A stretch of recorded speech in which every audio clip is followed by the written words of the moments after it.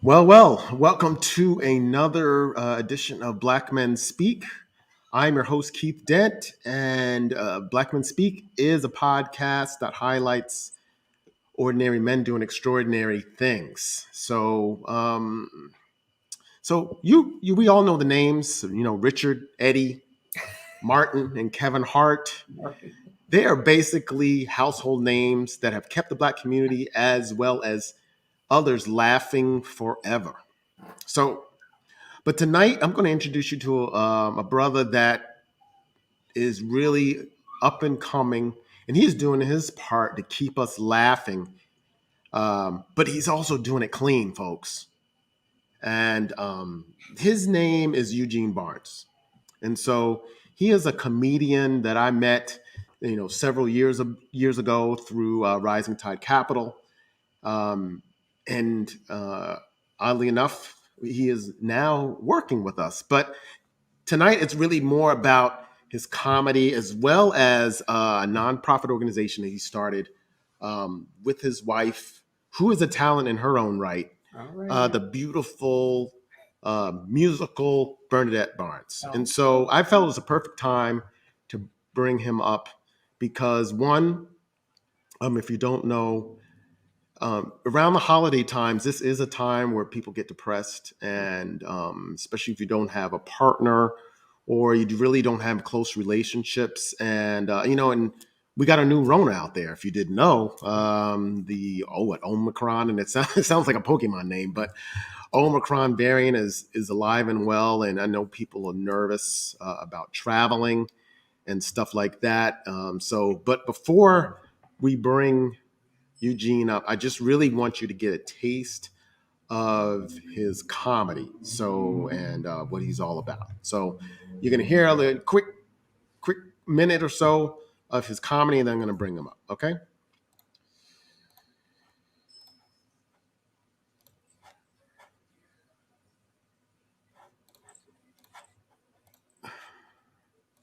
Yeah, man. I personally prefer my women natural.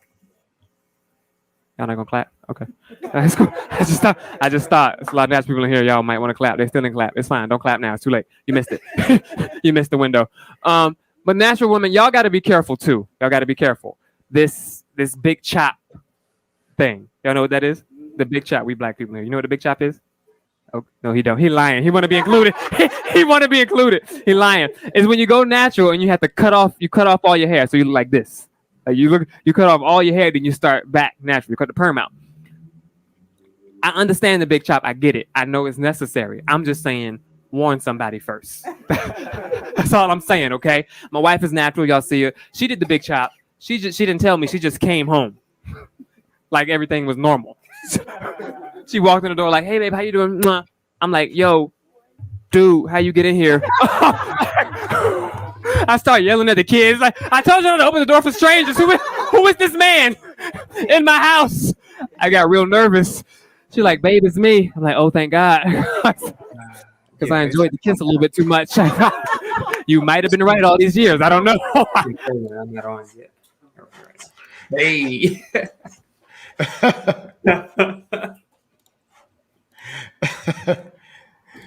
Eugene. Oh my goodness. That is funny. Yes. Thank you. Hey, bro. Yeah. Welcome to the Black Men Speak podcast live stream. How you doing? I'm good, sir. Thank you for having me. Happy to be here. Found that clip. I do not even look like that anymore. I know, right? I did a big chop of my own.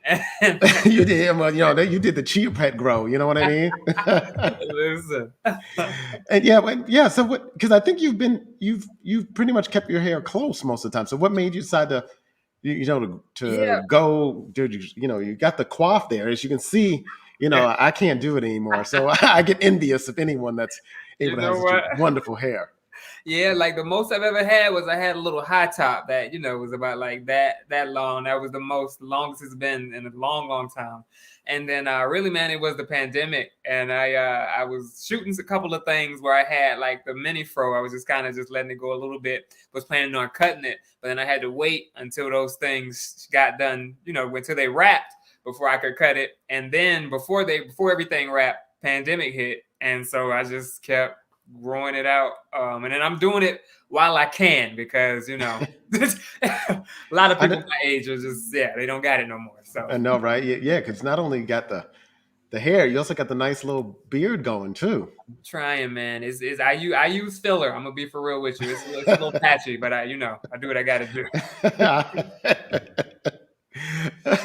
Well, yeah, I know we'll be laughing a lot, but let's talk about how this got started. I know you grew up in Florida, so there's always a trajectory of comedians. So Yeah.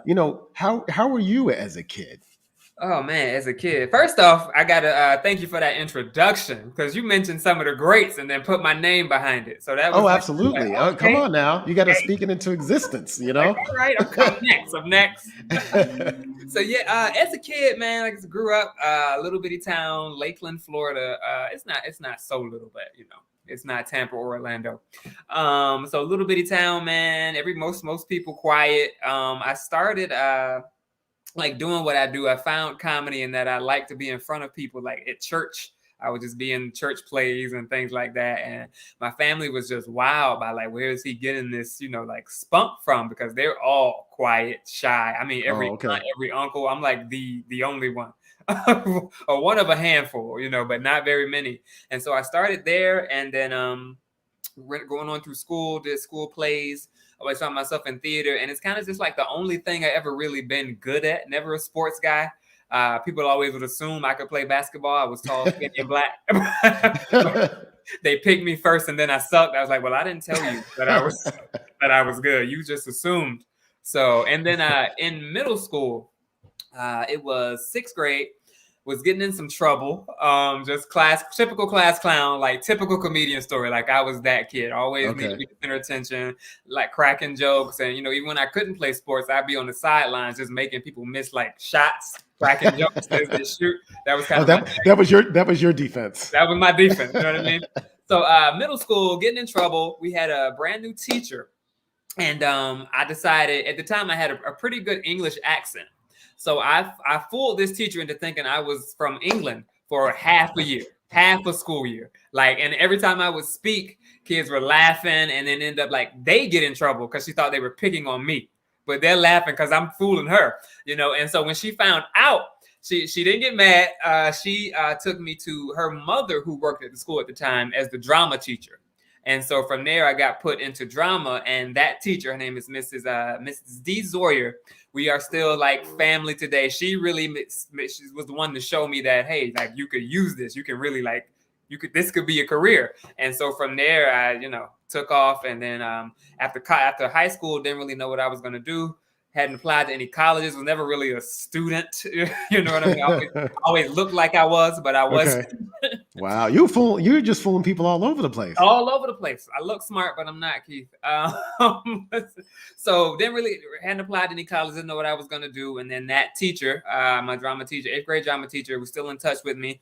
Let me know about this audition, and that was happening in Orlando for the acting school that I ended up moving to New York for. So I went over, just did the audition, got in on the spot, and flew to New York all by myself. That was my first time even on a plane. Wow. And I tell you, I'm small town. Yeah. So I just came up with bags by myself. My parents couldn't afford to come, so they just sent me. And yeah, man, there's a whole story with that. I pull up to the dorm of the school and I tell them my name. Hey, I'm Eugene Barnes. I got my bags on the curb. First time in a New York City cab, so I'm horrified from the way they're whipping around and driving. And I talked to the guy. Hey, my name is Eugene Barnes. They look, they're like, we don't have you here. At that moment, the cab sped off. My bags are on the street. And they don't know who I am, no idea. Oh, and like, man. Well, who have you been working with? They asked me. I gave them the guy's name who I had been dealing with. They're like, oh, he does this. So apparently this guy just gets people to New York and doesn't communicate with anybody else. Get out of here. Yeah. But they hooked me up first night. Because did you think you had a scholarship and everything else? Yeah, there was a scholarship involved. There was all that kind of stuff was in place. It was just the dorm situation. Gotcha. Okay. They didn't know who I was. I didn't have a room, anything like that. So nowhere to stay. Just got to New York from a small town where chickens ran around in my front yard. And they put me in a room. this little single room, just big enough for like the bed, on one window facing a brick wall. I had no reception. I couldn't even call home the first night. And so, but they gave me a room. So I got reception the next morning when I got to school, called my mom. She was relieved. And that's like how I got to New York. That's how my journey started, man. Wow. Yeah. I know you're wow, I know you're like, oh, I'm ready to turn around. I'm ready to go. I was ready to I don't want to do this. This is not it. So yeah. So you got in basically for drama, is that right? For drama, yeah. So it was a acting for film school. So specifically, to get into like movies, television. Oh, okay. Yeah. And so, and that school is New York Conservatory for Dramatic Art. So That's right. But what made you, so when did comedy actually come into play? Oh man, comedy was always there. Not necessarily stand up, but comedy was always there. Even when I realized that, I could do this. But the first show to inspire me was Martin and his show. And like I would imitate his characters. And you would? Okay. Yeah, like pretend to be Mama and Shanae. Like, I could do this, you know what I mean? So that the comedy was always there. And then even Keith, in school, I went in thinking, okay, I'm gonna be a leading man. Like this is it. I'm Will Smith. I'm Denzel. Put me on. You know what I mean? Every time I tried to be serious in any type of role, people ended up laughing. Wow. I'm a thespian, and they're like, no matter what the subject material was, so I'm like, all right, there's got to be something to this. And then the desire, I always was big on improv, did a lot of improv. There was improv classes at the school. I was always like chosen to be in those and be in the shows that came on for improv and comedy. The desire for stand-up was always there, but I was horrified. Because it's different than anything. Improv, you make up on the spot, but you still have a team. You have a support system. You know what I mean? There's somebody to pick it up if you drop it. Stand up, it's you and the mic. If it's going bad, it's nobody else to look at. So that's interesting. I'm glad you mentioned that because I didn't know that. Because I know what's his name? Wayne Brady. That was an improv show because he had people. If there was some way he was faltering, his other could pick up, where in stand-up it's just you by yourself. It's just you. And even improv, you get suggestions from the audiences. So there's different stuff to pull on. Stand-up is you from top to bottom. If it's going well, you get all the glory. If you're bombing, you get all the blame.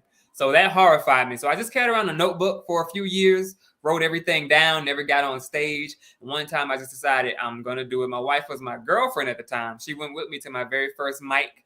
And I got up at the mic, New York Comedy Club in the city. And did a great job, crushed it at the mic. Like they're like, this is your first time? No, people are not believing it, the more seasoned comics or whatever. And from there, I think I got the big head because about 2 months straight after that, I bombed. Yeah.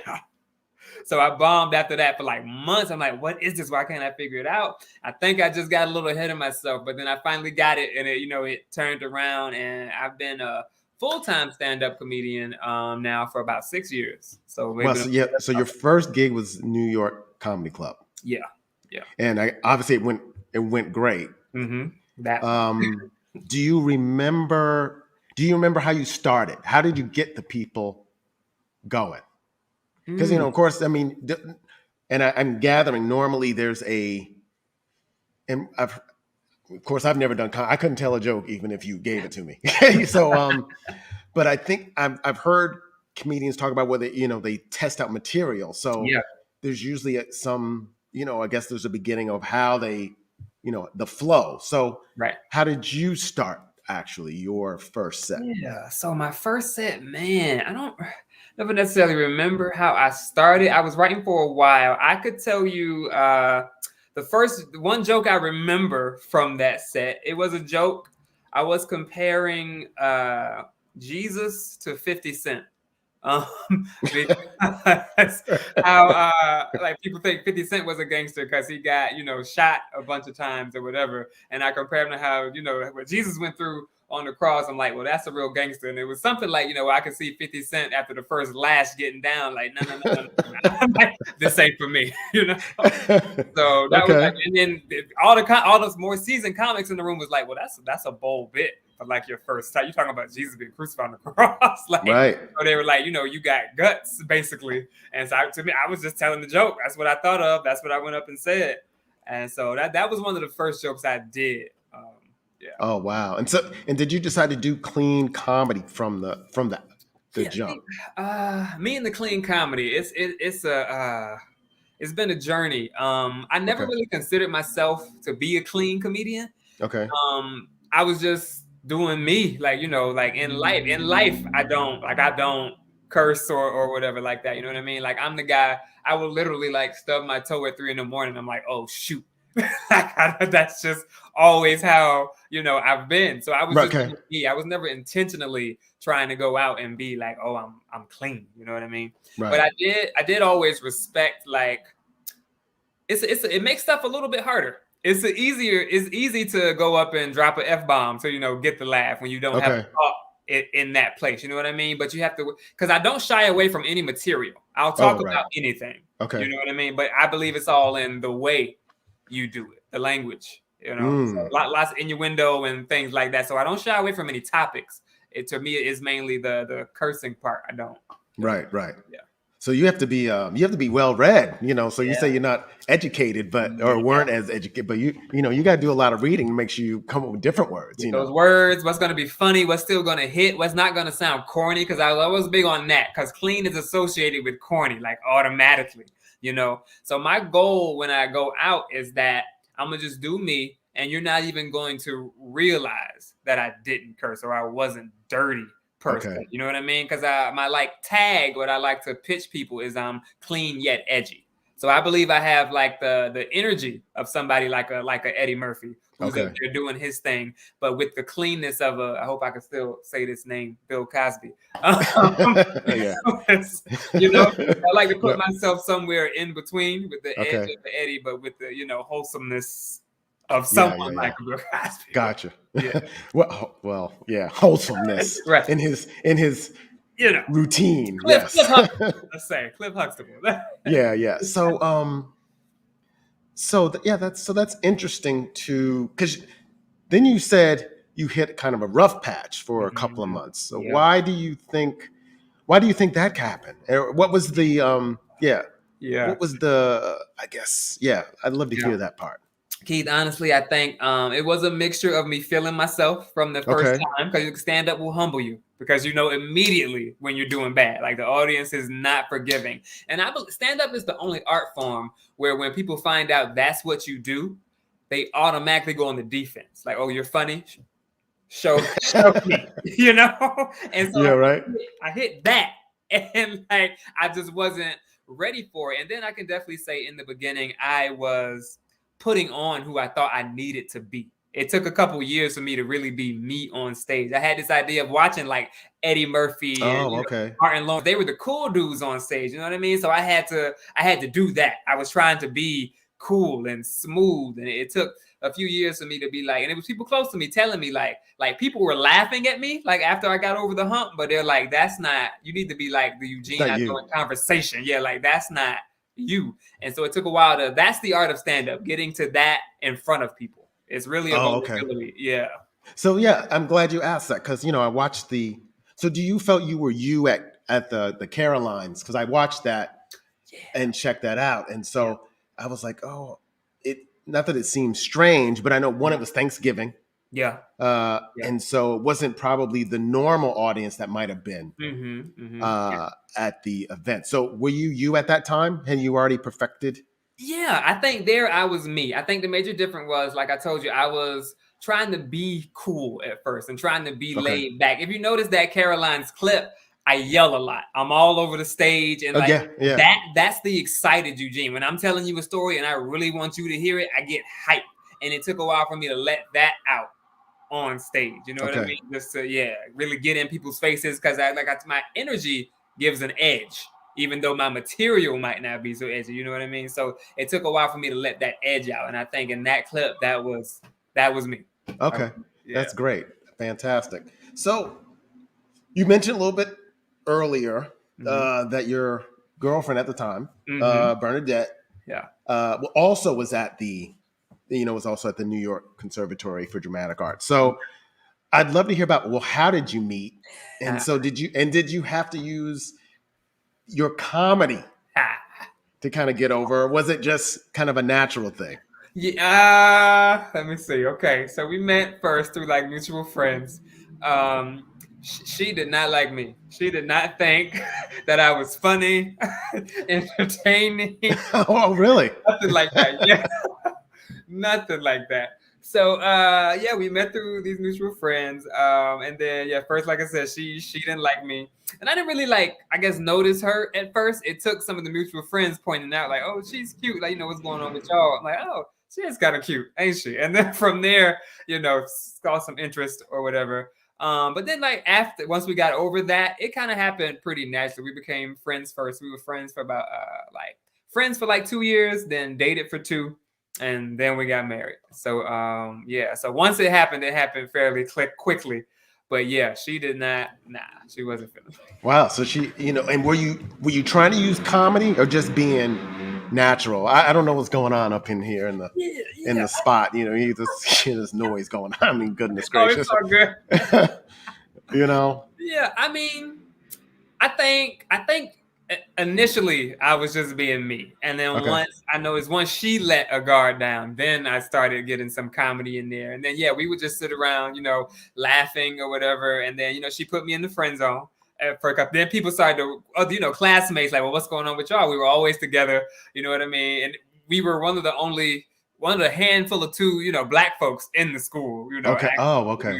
right. So that too. So they automatically assume, and she would be quick to be like, no, that's my friend. He's like my brother. I'm like, okay. So I got friend zone, and then we just kept going, and then eventually she actually called me out. She was like, I know you like me. I'm like, well, what? Like, what? How you? Oh, What? wow. Yeah. Wow. She's the boss, huh? She's not playing. She's like, I know what's up. Right. And so then after that, I'm like, all right, well then a couple days passed. I tried to address it. She gave me the like, oh, I don't know what you're talking about. I'm like, what? So we went on like that, and then we finally like started dating, and then yeah, from there it was downhill, uphill. Oh, okay.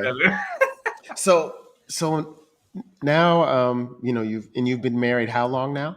We've been married 13 years. It'll be 13 14 in years. February. Oh, Yeah. fantastic. Yeah. Fantastic. In February. Yeah, 20 going on 20. Well, I was like going on, but it was our 25-year anniversary last Okay. week. So, Congratulations. All yeah, right. thank you. Yeah. Thank you. So, Goals. yeah, so you're the father of two girls Two girls and a boy now. and a boy now. Yeah. Oh, you got three? Yeah. You did the trifecta? Well, so Yeah. you say you don't curse. Nah. You got the boy now. Yeah. Those words will be added very, very soon. Sorry. Very soon. So I've come close with him. I gotta tell you. yeah, see? Already. So you gonna call me a couple years later and be like, yeah, Keith, I'm not clean comedy no more. The boy did it. you know? So what has it been like being a dad? Oh man, being a dad, it's gonna be cliche, but it's like the most challenging, rewarding thing ever. So like my background, just where I came from, just how I grew up and everything, it was very much like disciplinarian. Like these are the rules, this is what you're gonna do, you know what I mean? And so I had this idea in my head when I had kids, how I was gonna go. And then with my first one, they all taught me something and like, had changed me in some way, each one of them Okay. in a different way. So with my first one, very mild mannered and everything, and then like sweet, just a good baby. I think God sets it up like that so you have more, and then you get the switcheroo when you have Yeah. the second one. So I came in, military style, like she's gonna listen, she's gonna obey us, and da da da da. And I was a little hard on her, Keith, because especially how she came about. We had been married for 3 years before we had the first baby, but I was 24, and I just wasn't ready. And so like the part of it was that part on my end, like I don't want no baby right now, but I got this baby. Okay. So yeah, I had to like come to a point. I kind of treated her like a responsibility at first, as opposed to like family, Yeah, I Okay. did. So I went through that, and then she was still maybe like almost like one or something like that, and younger, but yeah, almost one. And her and her mom went back to Maryland, where my wife is from, to visit family, and I stayed here for work or something like that. And it was then that like they were gone, and I missed her, like I missed the baby. And it was then it was like hit like so clear, like her guy, like she's not just responsibility, like that's your family. And so that was like the first like level of me softening, and that's how that's what she contributed like to me, to changing me, you know what I mean? And then with the second one, I tried the military stuff, and like forget about it. Didn't That work. little girl, yeah, it's like free spirit on her own. She's gonna tell you how she feels, and I had to really like rethink my outlook on parenting with her, because she really needed like stuff explained, and I came from the mind school because the old school whack, because I said so. Right. Right. And that does not work. That does not work anymore. Isn't that amazing how and I was gonna say, wow, you saying, because I mean I'm a little bit older. Yeah. But you still had that same yeah, parenting style, what you thought you had to bring to family, and yeah, likewise, it's like you come in, it's like, look, it's my way or the highway. I am the dad. When I speak, you listen, like E.F. Hutton, and that doesn't work. Yeah. Did not work. Especially, like I said, especially with that second one. So she really taught me, like, okay, I had to open up, communicate, and just, sometime at the time when she was acting up, she just needed a hug. And it was like little stuff like that I just had to shift and make those adjustments, and then with this boy, oh man. So my wife tells me I am alpha male. That's what she said. And I've come to realize, like, I don't like other men in my space. And it's like, who is this dude? I don't know. How old is he? He just turned one. He just turned one. Yeah, but I'm talking about from birth, Keith. I was like, who is this guy? I don't like him. So we're getting there. We're getting there. Oh man. So also during the research, I found the story, the baby daddy story, which I thought was the most hilarious thing I've ever heard.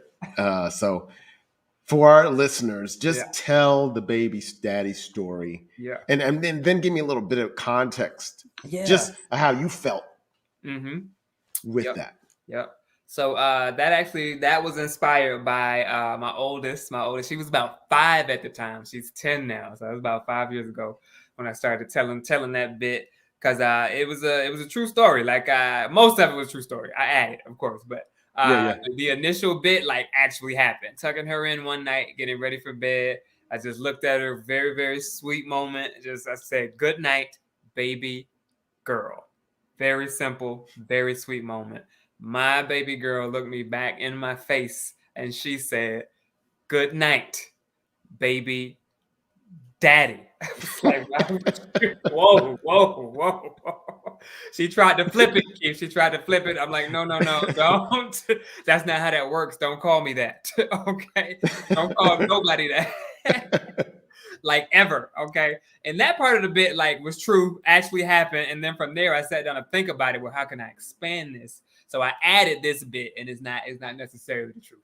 But I go on to say, like, she still calls me that. And like, do you know what it's like for your 10-year-old to be running around Target screaming, "Have you seen my baby daddy? Has anybody seen my baby daddy?" So yeah. Oh, that's funny. But even when she said that, did you feel a certain way when she used that? Because, or did you just think because you said baby girl, she just added the baby part to it? Yeah, I didn't take it. Honestly, I think the comedian in me was more active in that moment than the father in me. Okay. Because I was just thinking like, oh, I gotta write this down. this is gold right here. Sure is, right. And so so I think definitely the comedian in me took over. But then the father, and especially the Black father, is like always there, and that's kind of like my message and what I want to represent. Right. Just a present Black father when I'm on stage is why I tell those type of stories. Like, hey, I'm here with my kids. And you were trying to flip it. So did the audience kind of get that message? You're like, I don't know if they came up after you, but Right. did they really get what you were trying to say? Yeah, I think I have never run into a problem with that joke translating. I do it in the clubs. I do it in churches. I do it in corporate events. It translates. It boils down to just a story about a dad and his daughter and how she tries how to innocently flip something, you know. And so yeah, I think it's a pretty universal story. I've done it in front of international crowds. Everybody that's my joke. So. Yeah, I think people relate to it and get it. Yeah, I mean, and it's just fascinating to some degree because only a Black comedian could really tell that joke. Yeah, You know, it wouldn't have the same it sting. wouldn't have the same effect, from Yeah. the other side. So, Yep.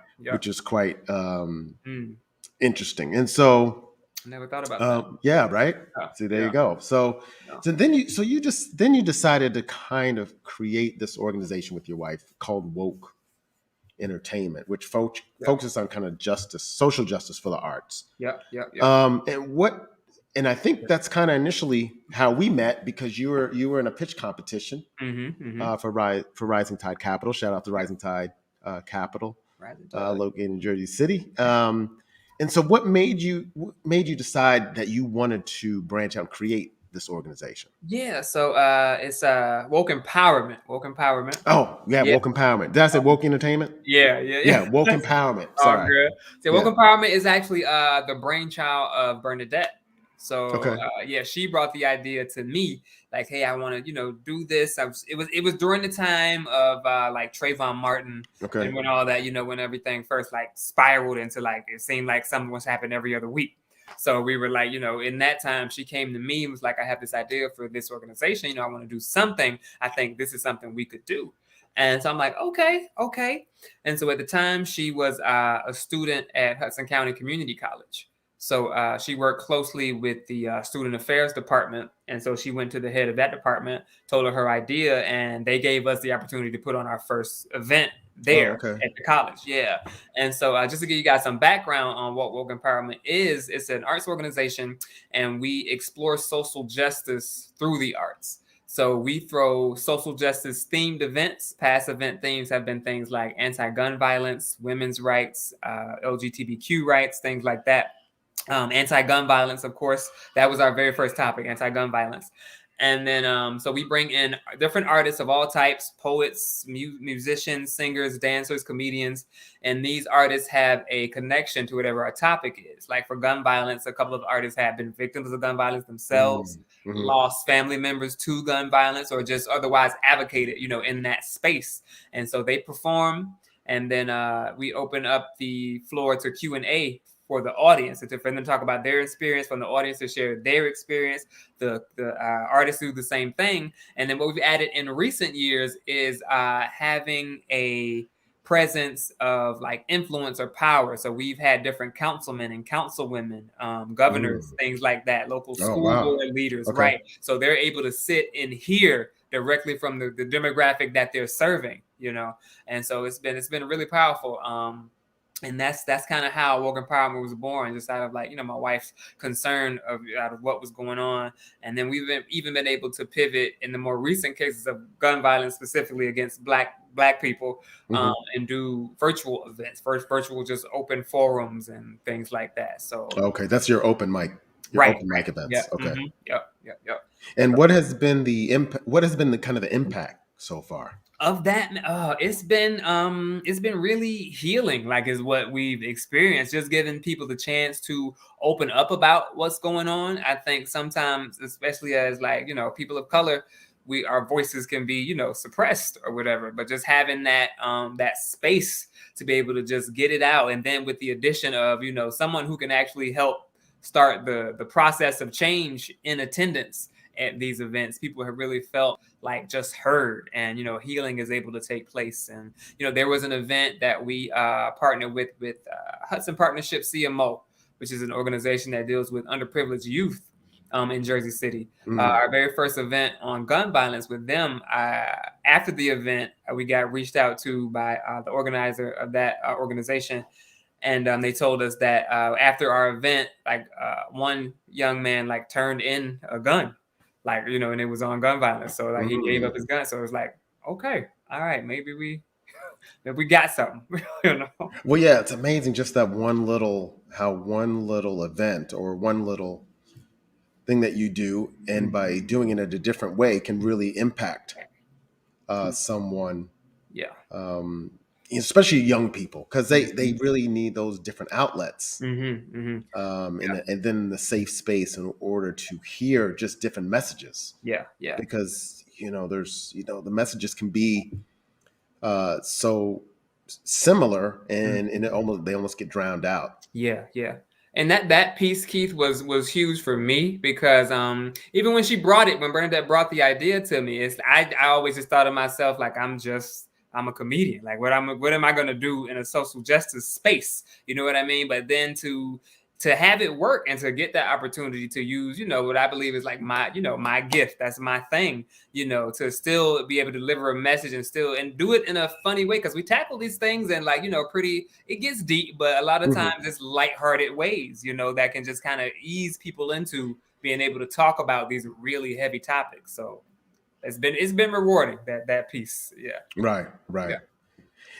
And so with that, I mean, and I didn't think about this, but so how is it working with your spouse in this way? Because I mean, I would assume, and I don't know, but Yeah. you're kind of like the MC Yeah.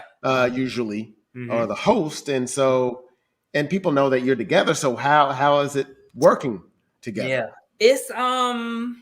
It's good. It's good. First off, we have definitely run into challenges though.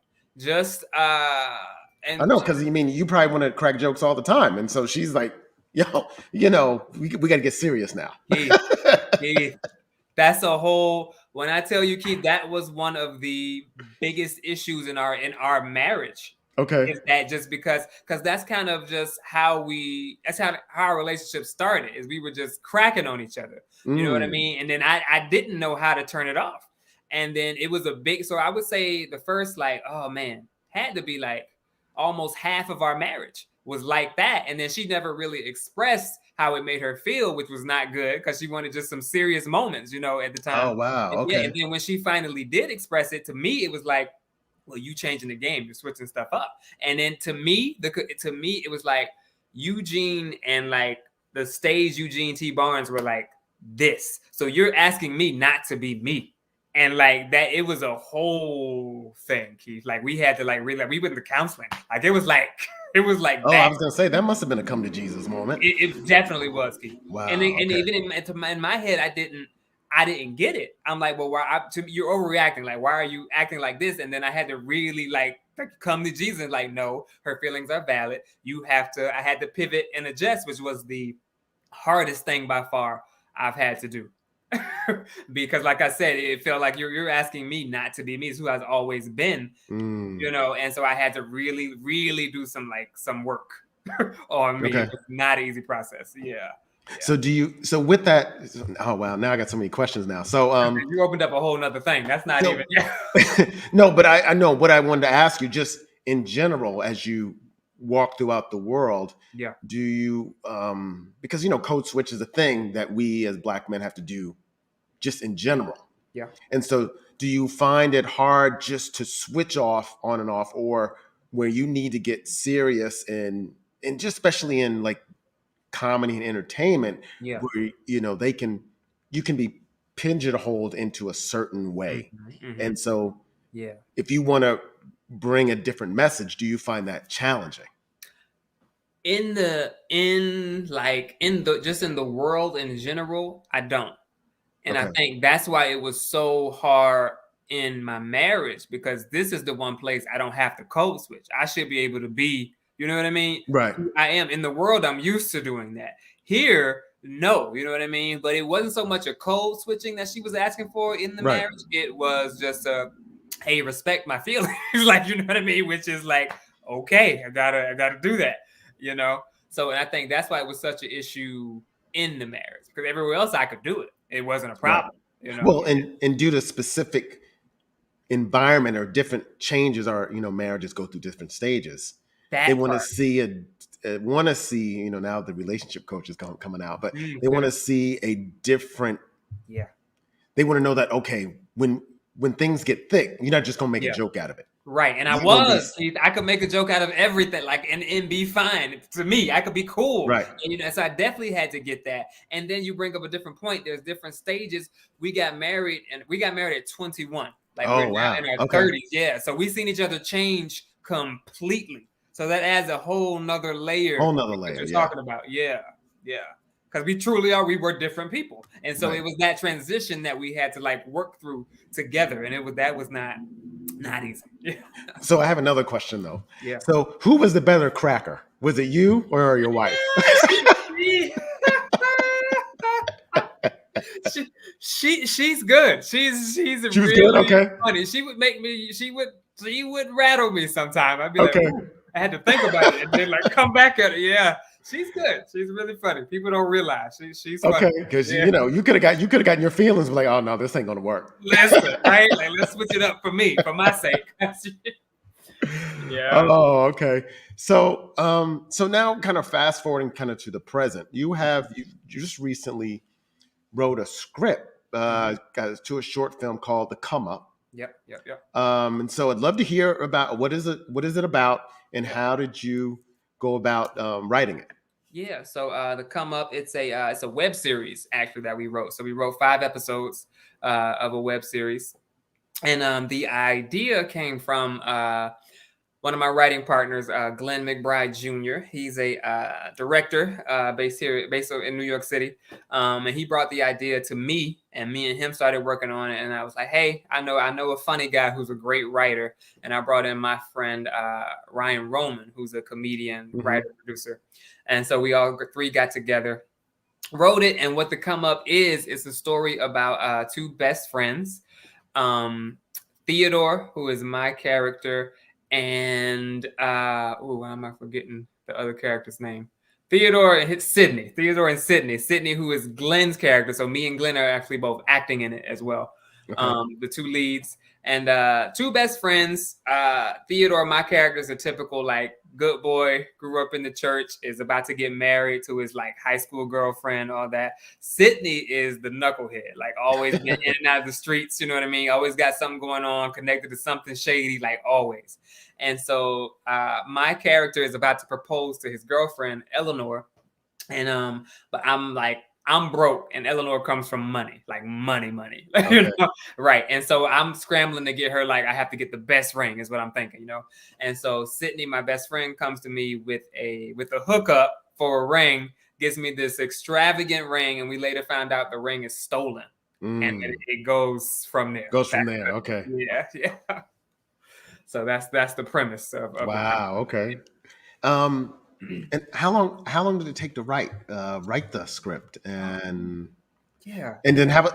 And so one thing being a stand up, you're used to being solo. So how did it feel to kind of collaborate with someone on a story? To the collaboration piece, I've always wanted to write. I have written before, not a muscle I've used a lot, but I have, and always wanted to do more of it. I think the collaboration on that piece came very easily because it was a support system. It was something, again, like when I first started stand up, I always wanted to do, but was a little scared. You know, you put it out there, you don't know how it's going to be received. Can I really do this? But when I sat down with people and like, okay, they're validating my ideas, I'm validating theirs, we're in this together, it really helped to like build up my confidence in that area. So yeah, that was the writing piece. I think the collaboration was definitely a plus. So. Oh, nice. Yeah. And so then you got nominated for some awards. Yeah.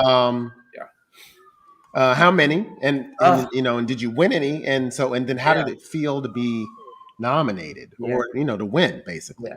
So to date, I think we have at least been accepted into, because you know that's just like base level. They pick the scripts and narrow them down. These are the ones we're gonna judge. So we've been passed or accepted into.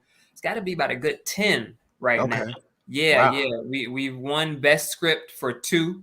Both New York-based, I think, film festivals, and then we've been finalists at an LA film festival, and we were just accepted into a Las Vegas Film Festival. So Oh, nice. yeah. So it's going. And then oh man, it made me feel like just like I can do this. Totally validate. Like, okay, let's see what we can do. And then this is just a script. We haven't even begun shooting it yet.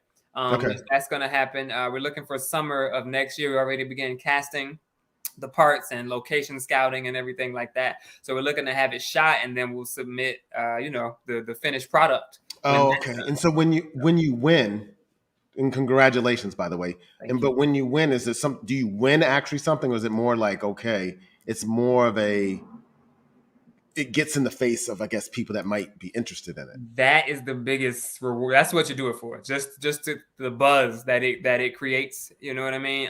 Yeah, just to say like, hey, we're doing this, we're validated. So that time, by the time we shoot, and my friend Glenn, who is like just masterful at this, that's his world, just the whole politicking of the entertainment business. So he's great. So he's setting it up where where we won this and this with the script. By the time we're ready to pitch the actual web series, we'll have a backing of, look, we've been accepted to these, we won this, and we'll be able to. It opens opens doors a little bit more easily, when you do have a finished product. So, and then there are trophies, but entertainment industry, it's all about money. They're shady. They make you pay for the trophy that you won. You're like, if you want to hoist this trophy, you're gonna have to pay for it. Right. So we are opting to just take the buzz. You don't really need it. All you need is, as long as you post it on social media, you're good. That's it. That's big. I mean, you could find a picture with a trophy on it. That's it. You know what I mean? Like, trophy shop. Just walk in, take the picture, leave. Right? No one be the wiser. Yeah. So yeah, all about the buzz. So yeah, we're just trying to build it. So yeah, it's done like really, really well. So I'm thrilled about it. Yeah. That's fantastic. Yeah. So a couple more things. What has surprised you about this journey so far? From just as we're talking about from before high school. Yeah. And what's been kind of the biggest, and I don't want to say disappointment, but what's been the biggest, I guess, learning experience? So what's been the biggest joy in the learning experience? Yeah. I mean, like, the biggest joy or surprise, I think, is finding out that I can actually do this. Like, that part is just, I'm amazed daily, because I always dreamed about it, when I was a kid, whatever, middle school, high school, like, okay, I'm gonna do this. I'm gonna get move to New York. I'm gonna do it. And then, I got to New York, and reality, it hits you. It's like, I had to have jobs because I had to pay rent. And then I reached a point where I was just working. It was either I was working and I had the money to follow my dreams, but I didn't have the time. And I went through cycles with that, where I'm quitting my job, I'm gonna go after it full time. I had all the time in the world, but I stopped making money because you have to do it for free sometime. You know what I mean? Like, at the beginning. And so, I think that cycle got me to a point in my mind where it's subconsciously I did not believe it was possible to do what I'm doing full time for as long as I have. I was going after it kind of half-heartedly, but in the back of my mind, I didn't want to leave that job because I didn't really believe it. And so to get to this point where I do what I do on a weekly basis, I'm writing things, they're winning awards, I'm, traveling, even just this weekend, Friday night, I was in Albany for a show. And then, just last night I was in New Hampshire for a show. And then I'm doing your podcast now, to just have that kind of weekend of comedy. And then honestly, Keith, to make the amount of money that I made in this weekend, you know what I mean? Where I felt like I had to struggle at a job. I didn't think that was possible. And that's been the biggest surprise, I think, and biggest joy is, every time you get to a step, you realize, okay, I can make the next one. So that's a constant joy of just, moving along through it. And then one of the biggest challenges I've been facing lately is I've been really falling victim to comparison.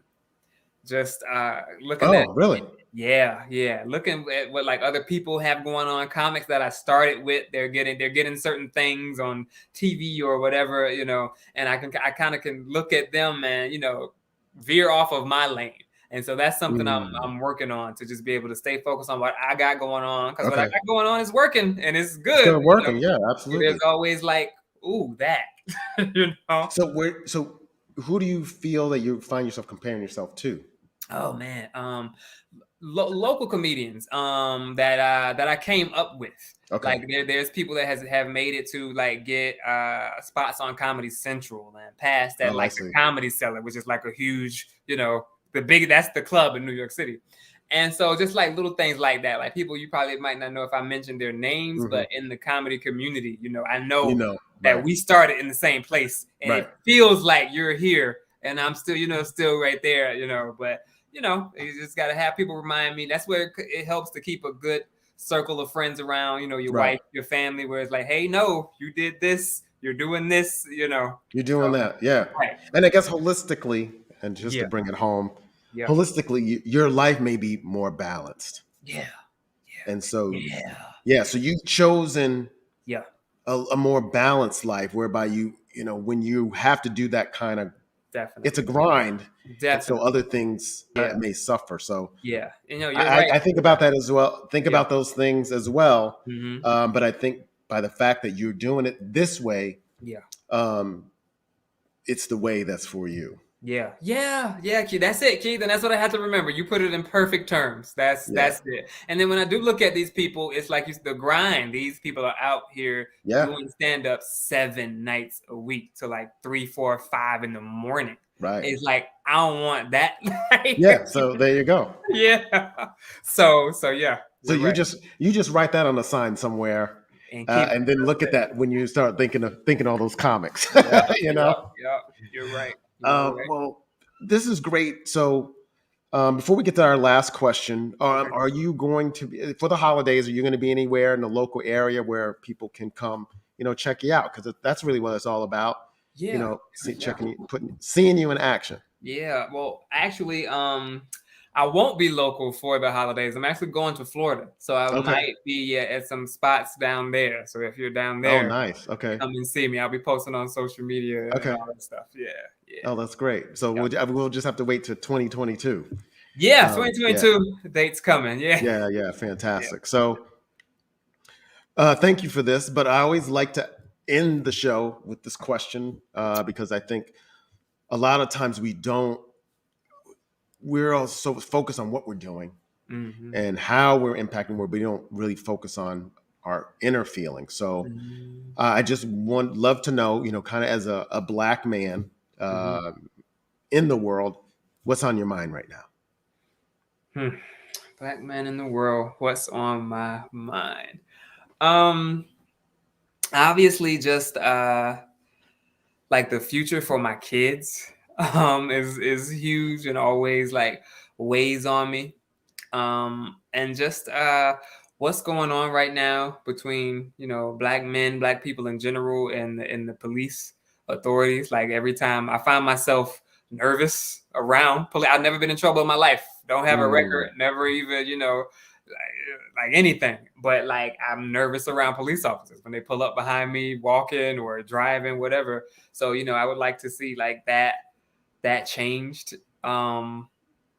As a Black man, for us to keep working towards that and to create just a better place for my children.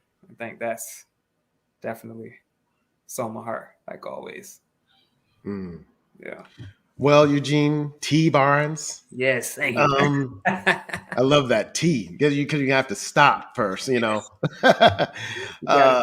has been great. I think that your journey is fantastic, and I really look forward to your script, and hopefully 2022 we'll meet again in December, and we'll be talking about your web series and and it's been picked up by Netflix. We just go speak it out there, Amazon Prime, whatever, and we'll be able to share some more laughs. So love it. Thank you. Yeah, thank you for having me, Keith. I appreciate it. You're welcome. All right. Good night, guys.